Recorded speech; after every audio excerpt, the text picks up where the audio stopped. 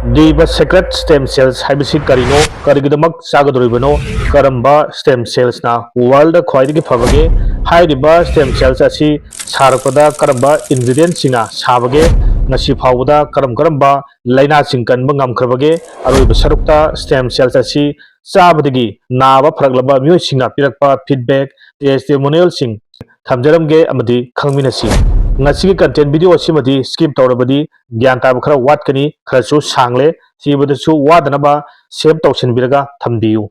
wari diga hongna chanabi ama oina ipa ipu singna liglam kahendana ngasi phawba angangwa pokum matamda nupa oragana yumadu yet thangba amadi nupi oragana oi thangba yum digana kalda angang sing adugi khoiri sing adu sapu hingbada haplaga liduna thambik chanabi leiri hairiba khoiri adu Mioiba khoida khwaidigi kanaraba medicine makhalama oiraduna matamadudi akhangai singa angang aduna chawlaba matamda bom tudana naraklabada khoiri adugi sarukhara isinga sabda tingthoklaga pithakpa matamda 24 hour gi matungda hariba anaba misak adu naba pharami masina matamadudi ana layengi treatment chathabagi tangkangni phijiloi singa thijalaba matungda Asia amadi Europe ta asigumba liduna thambi chanabi culture ma leire haina khangladuna thijellaba matungda puthorokpa culture adubu human stem cell harga malemda khangnari hairiba puwari digi chanaraklaba khoiri adubu liduna thambagi chanabi asi chawkhlapgi matung ina blood bank ta blood thamba adugumna ngasidi khoiri nawpham thambagi tonganba bank makhal amagumna preserve tawduna thambagi chanabi culture ama lagle kangleipak manipur asidasu private hospital singda ayamba leinarabani hौजिकमक्की ओइनदी preserve तौख्रबा खुरी अदुगी सरुक खरा लौथोक्लगा नारिबा मिसक अदुगी बोन नेरोदा इंजेक्शन कापलगा पोंग कुमरी मतुंगदा हारिबा अनाबा मिसक अदु खुदक्ता फगतपा ngamhale maramdi angang amana hek polpa matamda cell masing amata watana yawraga poglai hariba cell sing adu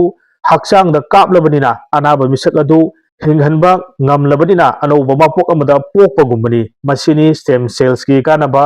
benefit sing nakal amoromda hौजिक अखोना चानरेबा जिनाक सिंग asi hagtheknana natrabasu nakoinana Russian fertilizer amadi chemical kayana yomlaga chawrakpa chinjak sing chakhiba maramna aikoinogi hakchang asi yamna unhealthy oiba hakchang ama haibudu oire masina su loidri weather climate change lakpadagi oirakpa amadi pollution sengdabna maram oraga mioibai khoigi hakchang asi matam dugi leina makhal makha kayana nahali amadi mamai thangda awafamda tahanduna punsi pikhamnakiba kaya yaukhre amadi soinai handuna leiba kaya ma yauribani adubu kangleipak asida leiriba aikhoidi leitalairaba sel pajadraba middle family oibanina aikhoina olpa matamda aikhoigi khoiri adu preserve tobi culture adu thamhaudre hoi ina kaya khunba macha masu singidi thamnaba yauri makhoigidi thoina awaba leite hek narpa matamda adum phakini sina ina kaya khunbagi wafami sel pajadraba aikhoinogisu lambi amdi leiri khaminasi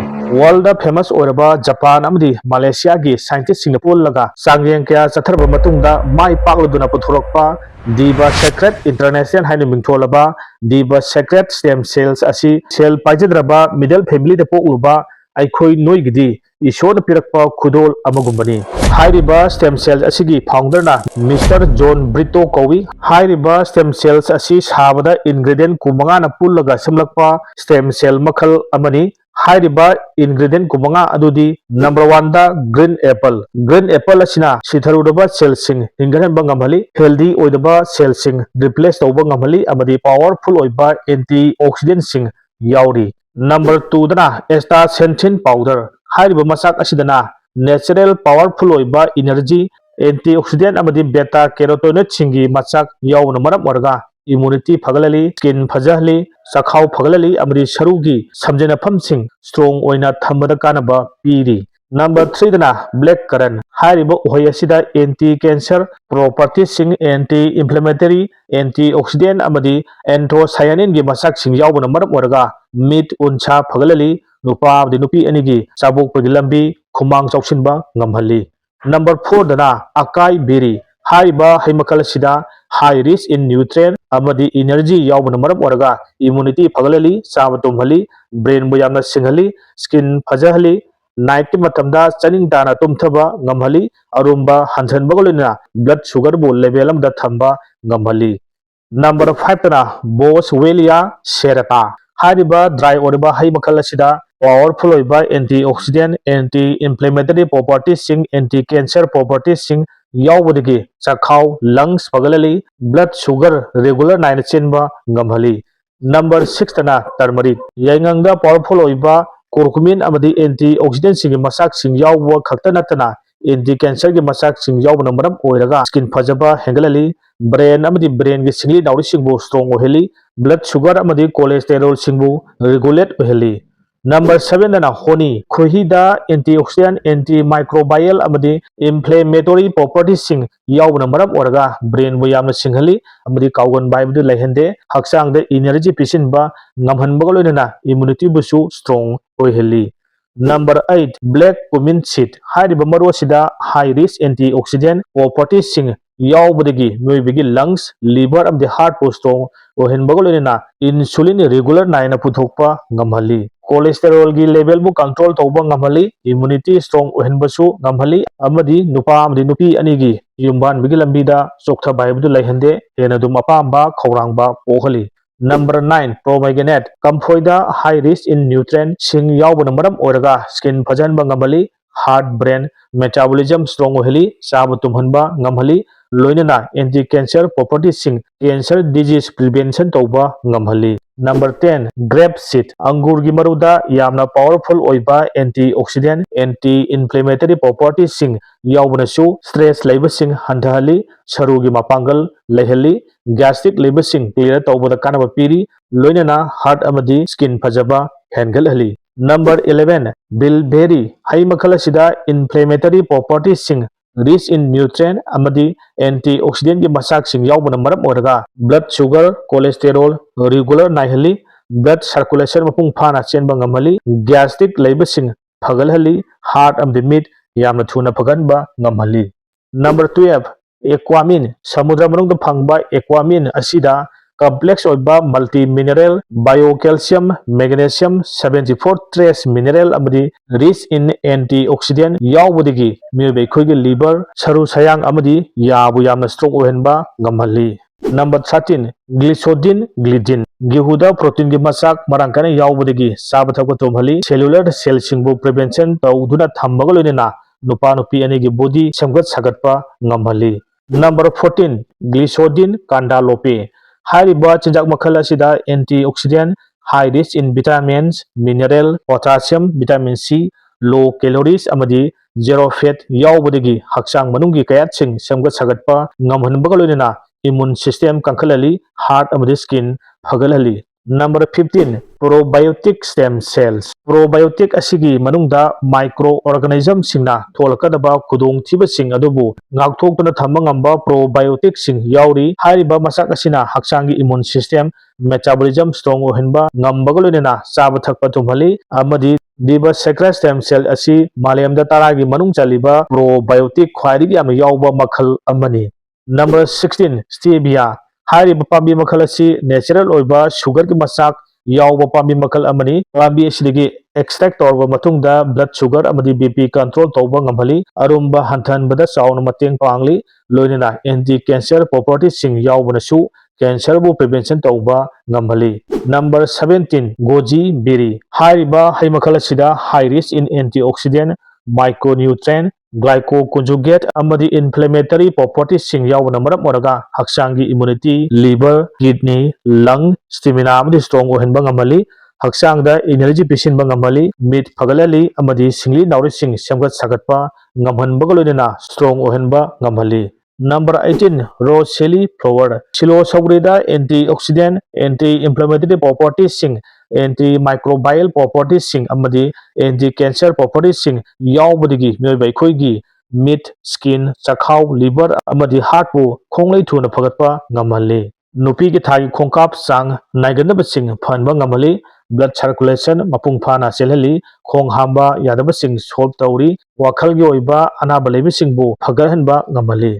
number 19 bearberry leaf bearberry असिदा powerful ओइबा antioxidant अमदी anti inflammatory properties सिंग यावबदगी urinary tract infection prevention तौबा ngamहली skin फजहली lungs पु strong ओहेनबा ngamहली मनु मतम चादना अहल ओहेनबा ngamहंदे इम्यूनिटी स्ट्रांग ओहेली सरुगी समजनेफम सिंग स्ट्रांग ओहेली gastric kaba amadi khong hamba yadabgi oiba samisa sing pagalanba ngamhali. Number 20, broccoli extract. Broccoli da antioxidant, anti-inflammatory properties, vitamins, mineral, bioactive compound, amadi anti-cancer properties sing yaubadigi mioiba aikoigi blood sugar level maintain tawna thamba ngamhali madunasu loidri heart, brain, bone, teeth strong oheli yamna thuna ahal ohinba ngamhande gastric kaba amadi khong hamba yadaba sing thop tawri. Number 21, tiger milk mushroom. Hairiba mushroom makhala sida rich in antioxidant, anti-allergic properties sing,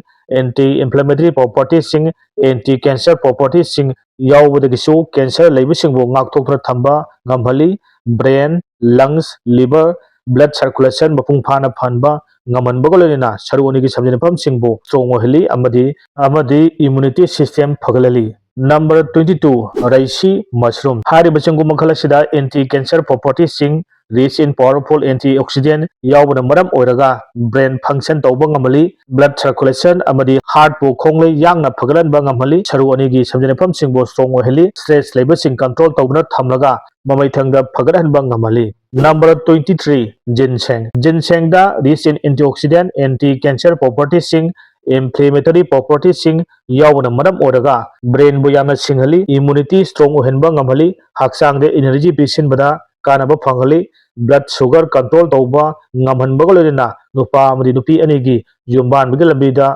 strong ohenba khakta natana sperm amadi ik mapung phana sengba sagatpa ngamhali. Number 24, sun fiber probiotic. Sun fiber asida 100% natural oiba soluble fiber yaubana maram oiraga chaba thakba tumhali blood sugar amadi cholesterol gi level amada thamba ngamhali amadi chakhau bu strong ohenba ngamhali.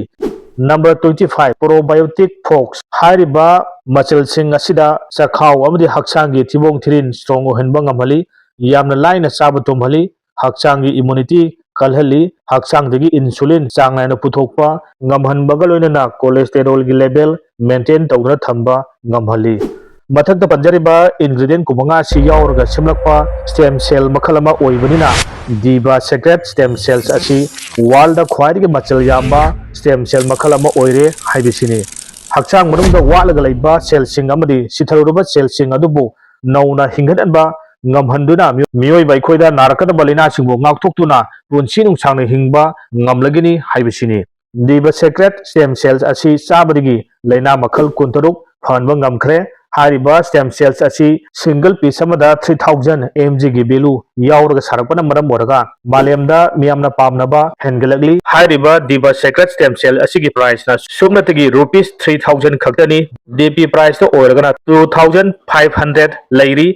single piece sachet amada 3 lakh stem cells yauribani hariba cell sing aduna haksang manungda changkhibagolina masa pokthorokna 3 lakh tagi 6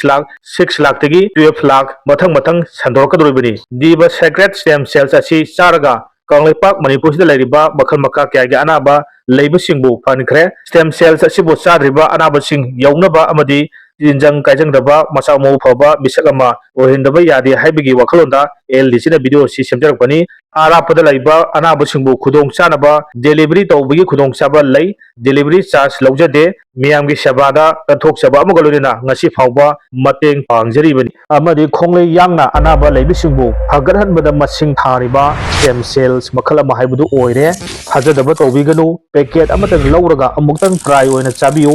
5 days lairaga isada ahongba kaya it thanalakpa uragani diba secret stem cell asibu chaba pamba myosinga screen asida uriba contact number asida paw phawbidaktuna mioiba amagi punshi kanbada aikhoisu mateng pangjage pangduna su lakchari diba secret stem cell sabadagi naba pharaglaba myosinga pirakpa testimonial feedback video amuk taminrasi si चारबा मतुंगदा si चारिसे कमाई तौ चागिम नोइदा आइसे accident अमा थोकपा अदुगा आइसे cancer patient in breast की अदुगा आइदी food ओइ थंबसी लिम note लोइना कक्खिबदगी आइदी मंगोंदा डॉक्टरना advice याम कन तौरे मोइ मई पोनगनु तिंगम जोनगनु अदुगा थांग सोनगनु मंगोंदा ओइसन मंगम नरोय अदुना मादि ओइसन मंगम द्रगा सीना सोको ओइरगा नंगोंदा प्रॉब्लम अमा ओइरकनियना हान तक कुछ ले होगा दाइबा अदु गाड़ी एक्सीडेंट थोबदगी आई सिजे नोंगाला कांदा मखुनजे फुचंदना चासला लेरमेबा दगी आई ꯑꯩꯅ ꯁꯤꯗꯤ ꯁꯣꯏꯕ ꯇꯥꯔꯦ ꯑꯗꯨꯒꯤ ꯑꯅꯥꯕꯁꯦ ꯍꯦꯟꯖꯤꯟꯈꯤ ꯇꯥꯔꯦꯅ ꯑꯩꯅ ꯁꯤꯒꯤ ꯁ꯭ꯇꯦꯝ ꯁꯦꯜꯁꯦ ꯂꯧꯔꯒ ꯆꯥꯕ ꯍꯧꯖꯕꯅꯤ ꯅꯨꯃꯤꯠ 10ꯅꯤ ꯁꯨꯔꯛꯄꯗ ꯑꯩꯒꯤ ꯍꯧꯖꯤꯛ ꯂꯩꯔꯤꯕ ꯈꯨꯠꯀꯤ ꯐꯤꯕꯝꯁꯤꯅꯤ ꯍꯧꯖꯤꯛ ꯄꯨꯔꯥ ꯀꯪꯗ꯭ꯔꯦꯀꯣ ꯍꯥꯏꯗꯤ ꯑꯅꯥꯕꯁꯤꯡꯁꯦ ꯄꯨꯔꯥ ꯀꯣꯏꯁꯤꯟꯗ꯭ꯔꯦꯕ ꯑꯗꯨꯒ ꯑꯩꯒꯤ ꯃꯥꯏꯁꯨ ꯍꯥꯏꯗꯤ ꯆꯍꯤꯒ ꯆꯥꯟꯅꯗꯅ ꯁ꯭ꯀꯤꯟꯁꯤ ꯑꯩꯈꯣꯏꯒꯤ ꯁꯦꯠꯊꯔꯒ ꯂꯩꯔꯝꯕꯅꯦꯕ ꯍꯣꯏ ꯁꯦꯠꯊꯔꯒ ꯂꯩꯔꯝꯕꯗꯣ ꯍꯧꯖꯤꯛꯇꯤ ꯑꯩꯗꯤ ꯇꯤꯡꯈꯠꯆꯈ꯭ꯔꯦꯕ ꯃꯊꯟꯇ ꯑꯩꯁꯦ ꯍꯥꯟꯅ ꯒ꯭ꯌꯥꯁꯁꯦ ꯌꯥꯝ ꯀꯥꯕ ꯃꯤ ꯑꯣꯏꯕ ꯀꯩꯅꯣꯝ ꯆꯥꯔꯁꯨ ꯑꯗꯨꯝ ꯅꯨꯡꯉꯥꯏꯇꯕ ꯍꯥꯏꯇꯥꯔꯦꯀꯣ ꯑꯗꯣ ꯍꯧꯖꯤꯛꯇꯤ ꯑꯗꯨꯒꯤ ꯐꯈ꯭ꯔꯦ ꯑꯗꯩ ꯒꯥꯁꯇ꯭ꯔꯤꯛꯁꯦ ꯃꯦꯗꯥꯝ ꯅꯨꯃꯤꯠ ꯀꯌꯥꯅꯤꯃꯨꯛ ꯆꯥꯕ ꯃꯇꯨꯡꯗ ꯑꯩꯈꯣꯏꯗ ꯅꯨꯡꯉꯥꯏꯕ ꯐꯪꯒꯦ ꯑꯩ ꯅꯨꯃꯤꯠ 3ꯅꯤꯃꯨꯛ ꯆꯥꯕꯗ ꯑꯗꯨꯝ ꯐꯈ꯭ꯔꯦ ꯑꯗꯨꯒꯤ ꯍꯧꯖꯤꯛꯇꯤ ꯒꯥꯁꯇ꯭ꯔꯤꯛꯀꯤ ꯄ꯭ꯔꯣꯕ꯭ꯂꯦꯝ ꯂꯩꯇ꯭ꯔꯦꯕꯀꯣ ꯌꯥꯝ ꯐꯔꯦ ꯑꯗꯣ ꯃꯦꯗꯥꯝ ꯑꯩꯈꯣꯏ ꯈꯣꯡ ꯍꯥꯝꯕ ꯃꯇꯝꯗꯁꯨ ꯂꯣꯛ ꯑꯗꯨꯝ ꯌꯥꯎꯋꯦꯕ ꯑꯩꯒꯤ ꯏꯟꯇꯦꯁꯇꯥꯏꯟꯁꯦ ꯃꯄꯥꯡꯒꯜ ꯁꯣꯟꯕꯅꯦ ꯑꯗꯣ ꯍꯧꯖꯤꯛ ꯑꯗꯨꯃ ꯄꯨꯔꯥ ꯐꯈ꯭ꯔꯦ ꯁꯥꯔ ꯁꯥꯒꯤ ꯃꯤꯡ ꯂꯩꯐꯝ ꯑꯝꯇ ꯍꯥꯟꯅ ꯍꯥꯏꯕꯤꯌꯨ ꯑꯩ ꯊꯥꯡꯖꯃꯔꯟꯁꯦ ꯍꯧꯖꯤꯛꯁꯤ ꯃꯩꯔꯣꯡ ꯃꯅꯤꯡ ꯂꯩꯀꯥꯏꯗ ꯂꯩꯕꯅꯤ ꯆꯔꯆ ꯑꯃꯗ ꯆꯔꯆꯁꯤꯗ ꯇꯧꯔ ꯂꯩꯕꯅꯤ ꯑꯗꯣ ꯑꯩꯁꯦ ꯑꯦꯖꯃꯥꯁꯦ ꯑꯩꯈꯣꯏꯒꯤ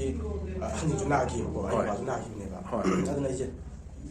ꯑꯩꯒꯤ ꯑꯦꯖꯃꯥꯁꯦ ꯑꯉꯥꯡ ꯑꯣꯏꯅ ꯁꯨꯝ ꯅꯍꯥ ꯑꯣꯏꯅ ꯍꯧꯔꯛꯄꯁꯦ ꯌꯥꯝ ꯅꯨꯡꯉꯥꯏꯇꯦ ꯋꯥꯈꯜ ꯋꯥ ꯂꯩꯔꯝꯕ ꯍꯥꯏꯇꯥꯔꯦ ꯑꯩꯈꯣꯏꯒꯤ ꯗꯤꯕꯥꯁꯦ ꯀꯌꯥꯃꯨꯛ ꯆꯥꯕꯤꯈ꯭ꯔꯒꯦ ꯁꯥꯔꯗ ꯑꯗꯨ ꯀꯩꯅꯣ ꯑꯩꯅ ꯍꯥꯏꯖꯅꯤꯡꯉꯤꯁꯦꯀꯣ ꯁ꯭ꯇꯤꯝꯁꯦꯜ ꯑꯇꯣꯞꯄꯁꯨ ꯌꯥꯝ ꯂꯥꯛꯑꯦꯕ ꯑꯗꯨꯕꯨ ꯁꯤꯒꯤ ꯀꯩꯅꯣꯁꯦ ꯑꯖꯃꯥꯁꯦ ꯂꯪꯁꯀꯤ ꯄ꯭ꯔꯣꯕ꯭ꯂꯦꯝꯁꯦ ꯐꯕ ꯉꯝꯗꯕ ꯑꯇꯣꯞꯄ ꯁ꯭ꯇꯤꯝꯁꯦꯜꯁꯦ ꯂꯥꯛꯄꯗ ꯑꯗꯨ ꯁꯤ ꯆꯥꯕ ꯀꯥꯟꯗꯗꯤ ꯀꯩ ꯍꯥꯏꯅꯤꯀꯣ ꯑꯗꯨꯁꯨ ꯂꯣꯏꯅ ꯑꯩ ꯄꯦꯀꯦꯠ ꯑꯃꯈꯛꯇꯅꯦꯕ ꯂꯩꯕꯗꯣ ꯑꯗꯨ ꯂꯣꯏꯅ ꯆꯥꯗ꯭ꯔꯤꯉꯩꯗ ꯑꯩ ꯍꯛꯆꯥꯡꯒꯤ ꯁꯣꯔ ꯍꯣꯟꯕ ꯅꯨꯡꯉꯥꯏꯇꯕ ꯃꯌꯥꯝꯗꯣ ꯂꯣꯏꯅ ꯐꯪꯉꯦ ꯑꯗꯣ ꯁꯥꯒꯤ ꯁꯤ ꯆꯥꯕ ꯃꯇꯝꯗ ꯀꯔꯤ ꯀꯔꯤ ꯅꯨꯡꯉꯥꯏꯕꯗꯣ ꯑꯗꯣ ꯃꯇꯦꯛ ꯑꯃꯇ ꯍꯥꯏꯕꯤꯔꯛꯑꯣ ꯑꯩꯗꯤ ꯁꯣꯔ ꯍꯣꯟꯕ ꯅꯨꯡꯉꯥꯏꯇꯕꯗ ꯌꯥꯝ ꯅꯨꯡꯉꯥꯏꯔꯦ ꯑꯣ ꯁꯤ ꯆꯥꯕꯗꯒꯤꯀꯣ ꯑꯩꯈꯣꯏ ꯗꯤꯕꯥ ꯁꯦꯀ꯭ꯔꯦꯠ ꯁꯤ ꯆꯥꯕꯗꯒꯤ ꯁꯣꯔ ꯍꯣꯟꯕ ꯅꯨꯡꯉꯥꯏꯇꯕ ꯑꯃ ꯅꯨꯡꯉꯥꯏꯔꯦ ꯑꯗꯨꯒ ꯃꯊꯪꯗꯤ ꯀꯔꯤ ꯀꯔꯤ ꯃꯤꯠ ꯄ꯭ꯔꯣꯕ꯭ꯂꯦꯝꯁꯦꯀꯣ ꯃꯤꯠꯀꯤꯁꯨ ꯐꯩꯌꯦꯕꯀꯣ ꯑꯣꯀꯦ ꯑꯗꯨ ꯁꯥꯒꯤ ꯂꯥꯁ ꯑꯣꯏꯅ ꯁꯥꯒꯤ ꯍꯥꯏꯅꯤꯡꯕ ꯋꯥꯍꯩ ꯃꯌꯥꯝꯁꯦ ꯍꯛꯆꯥꯡ ꯑꯩꯈꯣꯏꯒꯤ ꯑꯦꯖꯃꯥꯟꯅꯕ ꯂꯪꯁ ꯅꯨꯡꯉꯥꯏꯇꯕꯁꯤꯡꯗꯤ ꯑꯩꯒꯤꯗ ꯐꯔꯕꯅꯤꯅ ꯃꯌꯥꯝꯗꯣ ꯃꯁꯤ ꯅꯨꯡꯉꯥꯏꯇꯕ ꯊꯕꯛ ꯅꯨꯡꯉꯥꯏꯇꯕ ꯁꯣꯔ ꯅꯨꯡꯉꯥꯏꯇꯕ ꯑꯖꯃꯥ ꯂꯩꯕꯁꯤꯡꯗꯣ ꯗꯤꯚꯥꯏꯁ ꯁꯦꯟꯁꯦ ꯆꯥꯕꯤꯌꯣ ꯁꯤꯅꯦ ꯃꯌꯥꯝ ꯊꯝꯖꯤꯟ ꯂꯣꯏꯅꯅ ꯚꯤꯗꯤꯑꯣ ꯑꯁꯤꯕꯨ ꯌꯦꯡꯕꯤꯔꯤꯕꯁꯤꯡꯅ ꯁꯤꯌꯔ ꯇꯧꯕꯤꯗꯨꯅ ꯃꯤꯑꯣꯏꯕ ꯑꯃꯒꯤ ꯄꯨꯟꯁꯤ ꯀꯟꯅꯅꯕ ꯍꯣꯠꯅꯕꯗ ꯑꯗꯣꯝꯁꯨ ꯁꯔꯨꯛ ꯌꯥꯕꯤꯌꯨ ꯌꯥꯏꯐꯔꯦ ꯌꯥꯏꯐꯃꯤꯟꯅꯔꯁꯤ